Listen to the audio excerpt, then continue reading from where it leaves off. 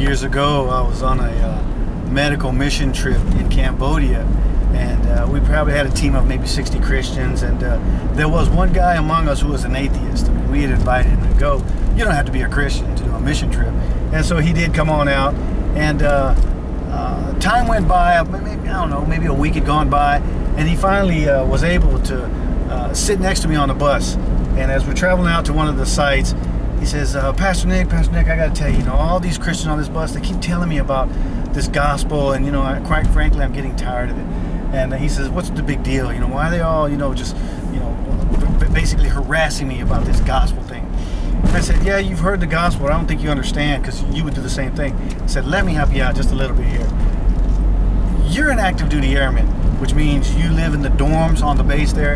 And suppose you live on the 4th floor, and you and your roommate come in late one night after hanging out, you know, been to the club or whatever, and you guys are hanging out, and it's about 1 o'clock in the morning, you guys go to your room. You go to your room, and he goes to his room on the other side of the hallway. And he's like, yeah. I said, you get the picture? He says, yeah. And so I says, let's say in about 30 minutes, both of you will crash out. You guys go right to sleep. And at about 1:30 in the morning, the fire alarm goes off. And you wake up because you hear the fire alarm. And the building's really on fire. And you listen in his room, and you can hear him in there still sleeping, yet the fire alarm's going off, the police are showing up, sirens everywhere. And I said, he's in there sleeping, what would you do? He said, well, I'd wake him up. And I told him, well, the door's double bolted.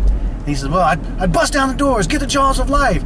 I said, well, what else would you do? He said, well, I'd rappel through the window, I'd yell, I'd scream, I'd, you know, rappel, I'd do anything. I said, why would you go through all this trouble? He says, because the building is on fire, he's gonna die.